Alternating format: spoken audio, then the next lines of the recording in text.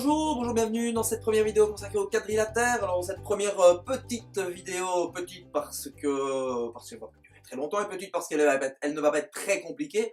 On va simplement revoir quelques définitions de base sur les quadrilatères, voir ce qui différencie les quadrilatères les uns des autres. Pour ça que ici, tu vois, il y a plusieurs quadrilatères. Ça va être l'organigramme des quadrilatères. Hein. Donc, hop, je peux mettre une flèche à chaque fois entre des petits symboles un peu partout, tu vas comprendre. Si tu n'as pas déjà compris parce que tu es quelqu'un de super intelligent, de quoi il va retourner dans cette vidéo.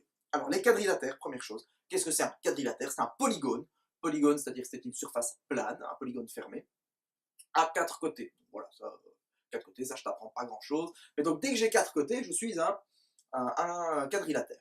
Quadrilatère, il y en a plusieurs sortes. La sorte, certaines sortes ont des propriétés très poussées, il y a beaucoup de propriétés, d'autres n'en ont pas du tout, ou très peu, et de façon, des propriétés qui ne servent pas à grand chose à notre niveau. C'est le cas par exemple du premier quadrilatère, le quadrilatère quelconque, et d'ailleurs il est tellement quelconque qu'on ne va même pas écrire son nom, on ne va pas s'embêter à écrire quelconque, parce que c'est un mot piège, on se trompe facilement, on fait facilement des fautes d'orthographe, même si moi je sais que c'est Q-U-E-L-C-O-N-Q-E.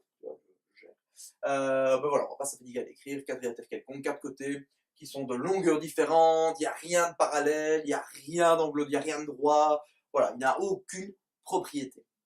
Le premier quadrilatère vraiment intéressant que nous étudierons, que nous risquons de rencontrer durant l'examen, c'est celui-ci, c'est le trapèze. Alors le trapèze, il aura une vidéo qui lui sera consacrée juste après. Le trapèze, il y a plusieurs sortes de trapèzes, mais ce qui est surtout important, c'est qu'il a deux côtés parallèles. Ou, j'ai oublié un S à côté, hey, je l'ai vu avant toi. Il a deux côtés parallèles, ou en tout cas, une paire de côtés parallèles. Okay, le trapèze. Donc il y a plusieurs sortes de trapèzes, je te dis on va voir ça dans une vidéo, mais tous les trapèzes du monde ont ça en commun, qui sont deux côtés parallèles. Une paire de côtés parallèles. Ici, ce côté-ci, ce côté-là, sont parallèles. Ok? Ensuite, si ce trapèze, en plus d'avoir ces deux côtés parallèles, les deux autres côtés, il y a ce côté-là par exemple, s'agrandit, et on arrive avec deux paires de côtés parallèles. C'est pas 4 côtés parallèles comme parfois je l'entends, hein. Il n'y a pas 4 côtés parallèles. 4 côtés parallèles seraient 4 lignes superposées, 4 segments les uns au-dessus des autres. Mais bien, deux paires de côtés parallèles, deux paires de côtés parallèles, alors on obtient ce qu'on appelle un parallélogramme. Parallélogramme, qui aura lui aussi sa vidéo dédiée, je te le promets. Plus beaucoup d'encre dans ce machin. Tu as remarqué que j'ai mis une flèche. J'ai même déjà mis une flèche vers celui-là. J'ai mis une flèche. Qu'est-ce que ça veut dire la flèche? Ça veut dire que le parallélogramme est une évolution du trapèze. C'est un trapèze, d'accord? Le parallélogramme, c'est un trapèze. Il a une paire de côtés parallèles qui a une propriété en plus. Une deuxième paire de côtés parallèles. Et dans toutes les propriétés que le trapèze aura, ben le parallélogramme les aura aussi. Et tout ça, c'est un peu comme des poupées russes, ou même plutôt des évolutions. Hein. Je ne sais pas si tu kiffes les Pokémon, hein. Si on parle encore de Pokémon en 2019. Mais les quadrilatères sont des évolutions les uns des autres. Donc tout ce que lui il avait, ben lui il l'aura. Et il en aura même des choses en plus que lui. Et donc, parfois, c'est la question piège. Est-ce que le parallélogramme est un trapèze? Ben, est-ce que le parallélogramme a toutes les propriétés du trapèze? Oui. Alors, le parallélogramme, c'est aussi un trapèze. Okay. On parlera de toutes ces propriétés.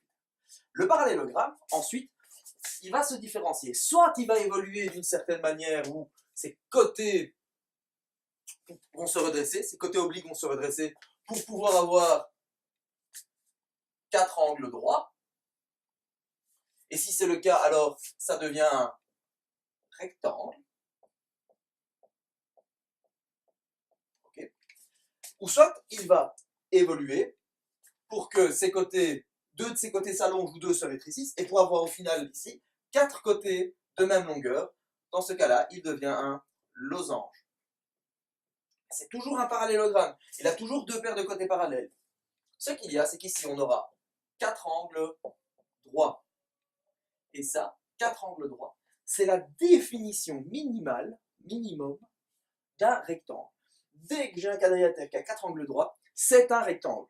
Il aura aussi ces deux paires de côtés parallèles, mais en plus, il aura ces 4 angles-là. Donc, il n'y a même pas besoin de dire, oui, un rectangle, c'est un quadrilatère qui a deux paires de côtés parallèles et 4 angles droits. Non, tu dis juste, un rectangle, c'est un quadrilatère qui a 4 angles droits. Pouf, voilà, bah. J'ai 4 angles droits, c'est un rectangle. Il aura aussi tout ça, mais peu importe. D'accord? Peu importe. En tout cas, on n'a pas besoin de s'encombrer à écrire, parce qu'on pourrait aussi lui donner, si on doit donner la liste de toutes les propriétés à chaque fois dans la définition, on n'en a pas fini. On n'en a pas fini. C'est comme si moi, je disais, voilà, moi je suis Jérôme, je suis le fils de Daniel, qui était le fils de Liborio, qui était le... Je ne vais pas remonter mais mon ascendant jusqu'à la 37e génération. Ici, pareil. D'accord? Donc 4 angles droits rectangles. 4 côtés isométriques. 4 côtés isométriques. 4 côtés de même longueur, donc. Alors, c'est un losange. Attention, le rectangle n'a pas 4 côtés isométriques, le losange n'a pas 4 angles droits. Ce sont deux évolutions différentes. Le parallélogramme, à un moment donné, il a fait du darwinisme, il a dit, ben voilà, moi, parallélogramme, il y a une famille de parallélogrammes qui a décidé d'évoluer, hop, hop, hop, en devenant un losange, en devenant des losanges, et une autre famille qui a décidé, hop, hop, hop, nous, on devient des rectangles. Et ils ont suivi deux branches opposées. Jusqu'au jour où un monsieur rectangle et une madame losange ont eu des enfants. Décidément, on peut voir les choses n'importe comment. Ou alors non, tu sais quoi, je vais te l'expliquer comme Dragon Ball. Comme Dragon Ball. En fait, le rectangle et le losange vont fusionner, comme dans Dragon Ball.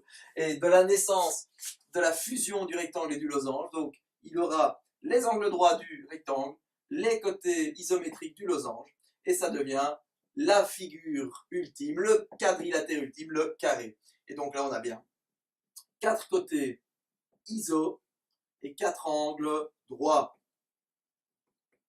Voilà, et tout ce qui est valable pour le trapèze, pour le rectangle, pour le parallélogramme, pour le rectangle, pour le losange, toutes les propriétés de chacun de ces quadrilatères, ben le carré, il les a, parce que le carré, il a tout. Ok?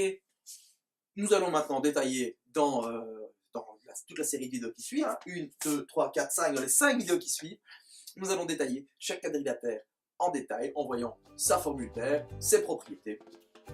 Et comme ça, tu sauras tout sur chacun de ces quadrilatères. A très vite pour la suite.